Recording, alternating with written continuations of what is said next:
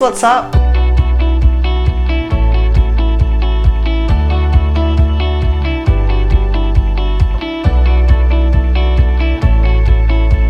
What's up? Hello orchid fans, what's up? Welcome back to my channel, and if you're new, thank you so much for joining me today. New place of filming, so my dog is very excited about it and he's just walking around, so hopefully he's not gonna make too much noise. And today we've got a very exciting video, and it's a care collab about these beautiful orchids, and this is my Psychopsis orchid.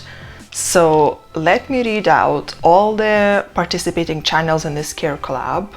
And that is Tokyo World Mark, who also organized this care collab. Thank you so much, Mark. This is honestly like the most exciting care collab, I think.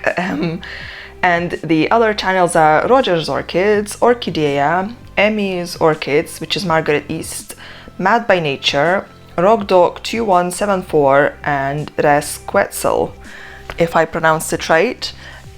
So yeah, quite a few channels, 8 channels in total participating in this care collab,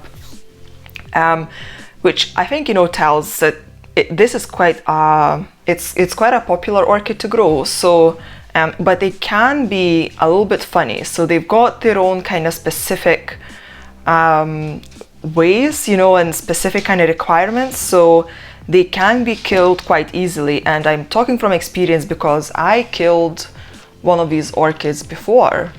So as you can see, this orchid, this is quite big.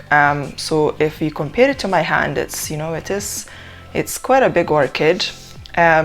This orchid is Psychopsis Mariposa free lips. So it's a hybrid orchid. There is actually only 4 Psychopsis species out there discovered. So not many at all, but there are quite a lot of hybrids of this, and they look very different. You can find them in miniature size, you can find them in bigger size. Some of them would have very beautiful mottled leaves. As you can see, mine isn't. Mine is just nice and even leaves. Although when it grows, I do see some mottling on the underside of the leaves sometimes. So yeah, it's a very cool orchid.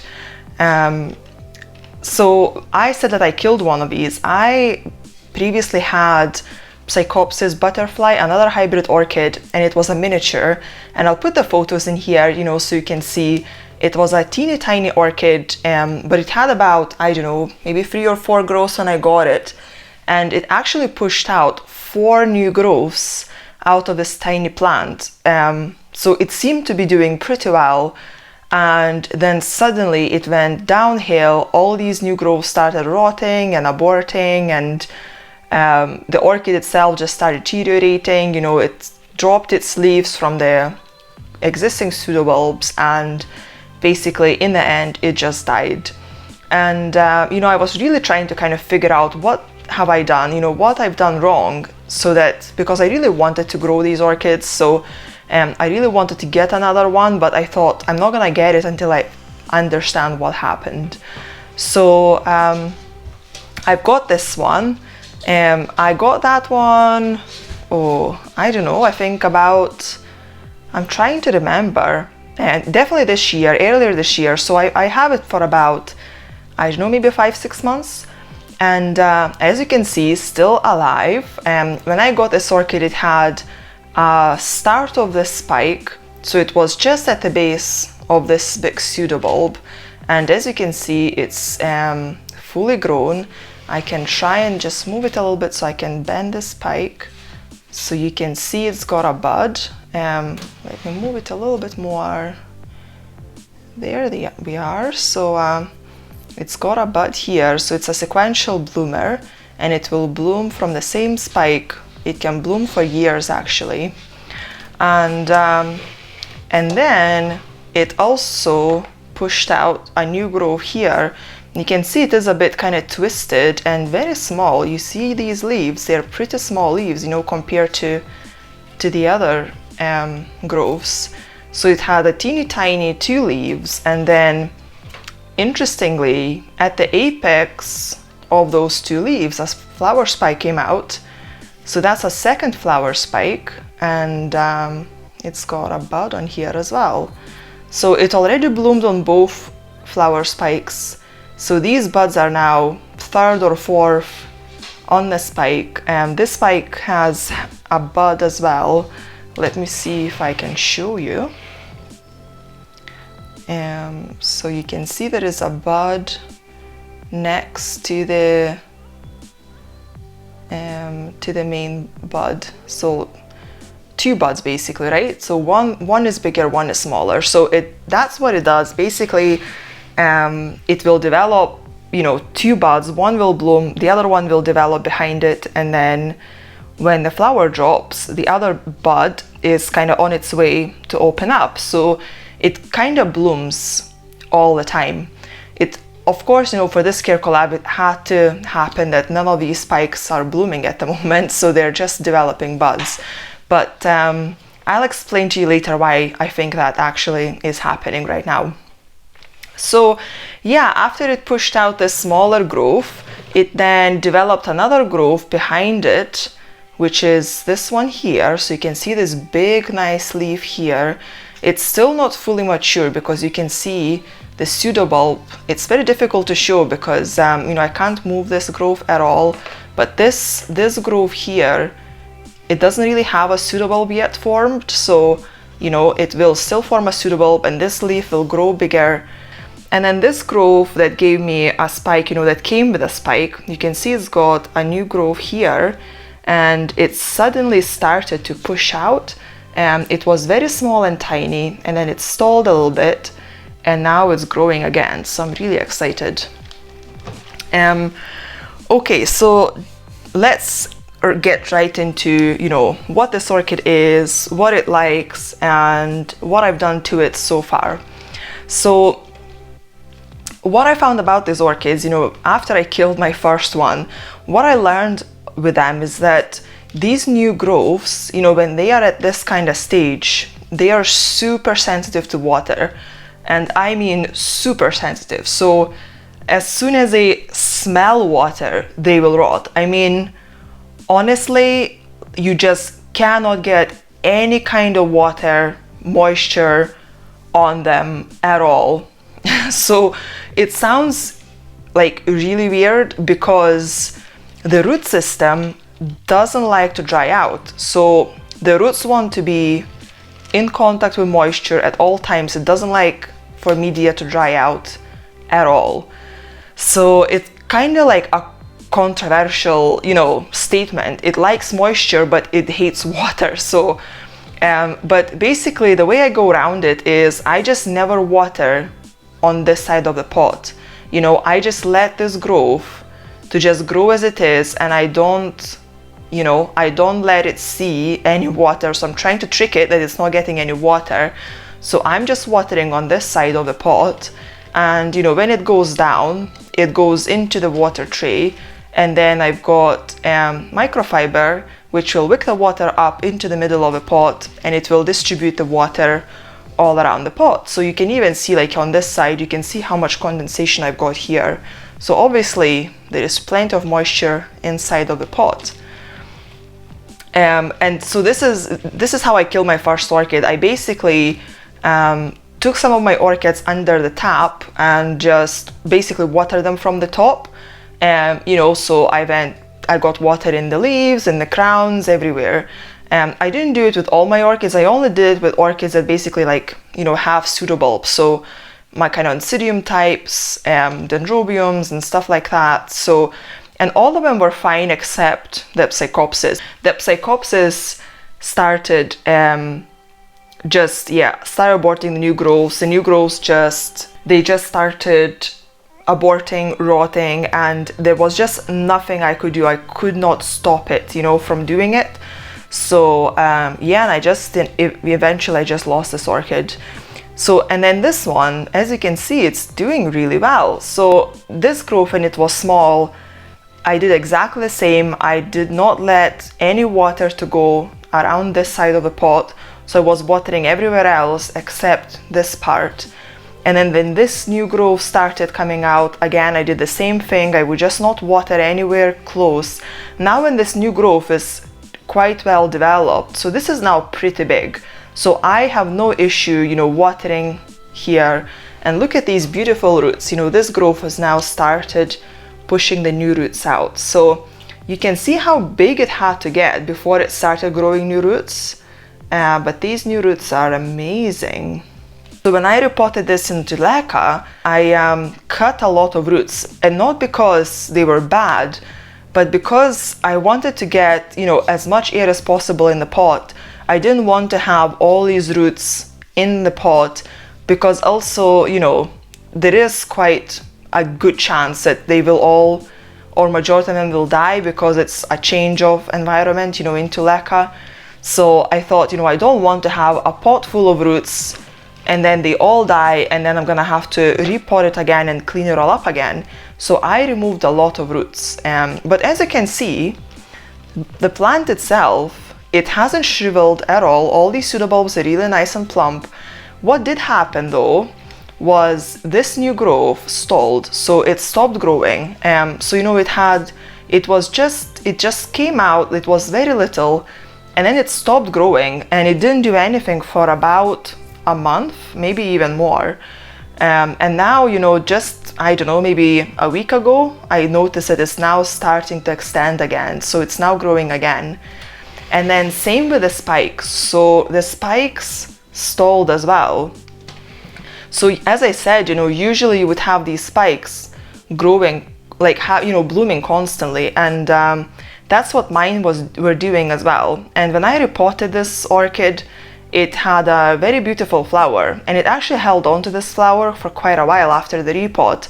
But when it dropped, I noticed that, you know, the buds behind it are very, very tiny. So like this bud here, you see how small it is? You know, it should be now a lot bigger than this. But basically the bud stalled. I mean, it's gonna extend. I'm sure it will keep blooming. You know, the spikes are still nice and green. They're not drying up or anything like that. So I think that everything will be okay with them, but I'm just gonna have to wait for the blooms a little bit more. And I think, you know, now they are now starting to grow again. So it was just, you know, a temporary kind of stall, because obviously the orchid got really confused of what happened to it. You know, it lost like half of its roots and went into a complete different setup. So it was just trying to figure out what's happening, you know. So now it's kind of okay, and it's happy, and it, you know, it's getting its hydration and everything. It's now like really growing really well. So I just can't stop looking at these beautiful roots. So, you know, that just gives me even more comfort that now this orchid will do even better. I also noticed, you know, there are some roots kind of just behind the couple beads, and the roots are actually, sorry, I don't want to tilt the pot because the water will just go everywhere. But the roots are branching as well on the existing root system. So that's really cool. So I hope it makes sense. Basically, the main lesson I learned with Psychopsis is that new growths are just super sensitive to moisture. And, you know, once you lose the new growths, there is only so many of them that you can lose, right? Because once you start losing all points of growth, you know, you just won't be able to get this orchid to recover. So, and, you know, also obviously depends on, you know, how vigorous the orchid is. Just like with any other plant or any other orchid, you know, if it's a weak plant, then that's all it needs, you know, just to rot one new growth, and it will just go downhill from there. My orchid is quite vigorous, and it's got quite a lot of pseudo bulbs.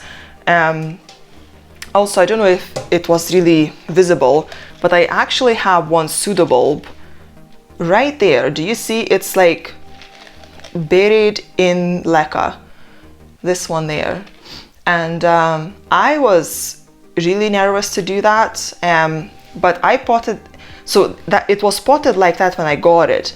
When I pulled all the moss out, I realized there is a pseudobulb inside the media, but I had to pot it back the same way because you can see other pseudobulbs are at the top, so this one is just very low down. And so I was super nervous to do it, but when I took it out of the bark, you know, that pseudobulb is solid, it's green, nothing happened to it. So it's now sitting inside leca. I am, you know, just kind of keeping an eye on it. If I see it blackening or anything like that, I'll just take it off. But, you know, this pseudobulb here as well, you can see it's kind of laying on top of leca, but I mean, they're not rotting at all. So once they're kind of mature, they don't mind the moisture around the pseudobulbs, but these new growths, they're just super, super sensitive. Yeah, I mean, mine has, you know, quite a lot of pseudobulbs, so even if I say lost this new growth, I'm sure it would probably push out the new growth out of this one once that one matures. So I still have another direction of growth. So, you know, I don't think I would lose the orchid even if I lost this new growth.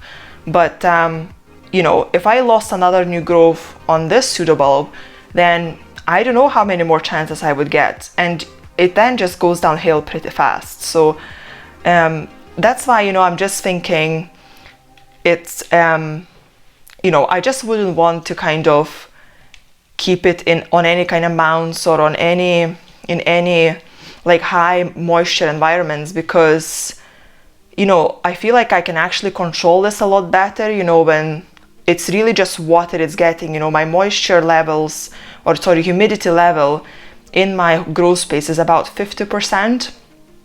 It can go up to 60, but it's about, you know, 50-60%, let's say. But if it would be 90% humidity or even higher, although if you read information online, most of it will say that this orchid likes very high humidity. But I don't know, I feel like, you know, the higher humidity would actually just encourage this new growth to rot. I don't know, it's just my take on it, you know, it's just what I've seen. And yeah, I grow my orchids in Scotland. You know, if you haven't seen my previous videos, I just wanted to kind of put that out there. I grow all my orchids inside. I don't grow anything outside, or, you know, orchid wise, because it's just too cold here in Scotland to do that. So all my orchids grow inside. I've not been growing for a long time, so that's why, you know, I try not to get too technical in my Care Collab videos, or in any of my videos for that matter, because I'm very new to orchid growing. And what I've also noticed is that, you know, when I read information online, it said, you know, it would say what orchid would want and how you should grow it. And every time I try and grow it that way, it doesn't do well for me. So I try not to give any information that I see online. I just, you know, want to explain how I do it and how it works for me, because you know, you just can't trust information online, and, you know, it just depends on your growing environment and everything. So you know, when I was reading about these Psychopsis, it says that you need to always have fresh air for it to grow well, and very good air movement, and it has to have very high humidity. And, you know, I don't really have any of that. I mean, I do have small fans on each shelf that circulate the air. In terms of fresh air, they don't really get much of it. I mean, I do open the window in the room where the orchids are, but, you know, when it gets cold and windy, I can't really do that, because the air that comes in is so cold that it would just freeze those guys. So I can't really do that all the time. And yeah, and, you know, it grows under lamps. There is not really that much humidity in the room, and I would say this orchid is doing pretty well for me. In terms of fertilizing, I'm kind of, you know, mixed about it, because when it's now growing in leca, you can see there is actually like salt deposits on it. And again, I was reading about it, and it said that these guys hate, you know, salt deposits in the media, and it wants quite weak fertilizers. So you can see I've got, you know, quite a lot of salt deposits around the pot. And so I am trying to kind of tone down on the fertilizer, and I'm, you know, I'm trying to do less of it now with the leca. and just flush the pot more. But I would fertilize at about 150-200 parts per million once a week, and then the other 2 times that I water my orchids during the week, they basically just get plain water. So that's the fertilizer. In terms of lights, I grow all my orchids under lights because, as I say, I can't grow them outside, so they can't really get any sun. So they just grow under lights, and I will put a short clip of where I keep this orchid so you can kind of get a better idea of where it grows and how it's positioned and everything. But yeah, this is one of my kind of happiest orchids, I would say. So I'm just so happy that it's growing so well, especially after I lost my first one. I'm just super excited that this one is growing so well for me. So I think that I will try and get another Psychopsis, and I will try and get like a miniature size and with the mottled leaves. So maybe even the one I had before, the Psychopsis butterfly, it was such a beautiful orchid. And now that I know what I've done wrong to it, I think I'm ready to get it again and try and grow it again. So yeah, I think that's pretty much it. In terms of the flowers, you would have seen by now the clips of my flowers, and they are quite different from the normal Psychopsis flowers because this one is a variety of 3 lips, which means that the big lip that the Psychopsis orchid has, mine basically has 3 of those, and it doesn't have the antennas that the normal Psychopsis flower would have. So the next one that I'm gonna get is going to be a standard flower one with the antennas, because I really like that funky flower shape. So yeah, stay tuned for that. Hopefully when we do an update on the Psychopsis orchids, I might have 2 to show in the next video. So I think that that's really it for today. Thank you so much for checking this out, for watching my video. Please go ahead and check the other videos as well. All the participating channels links will be in the description below so that you can easily find them and check them out. And I hope you guys are having a good day so far, and I'll see you in the next one. Bye!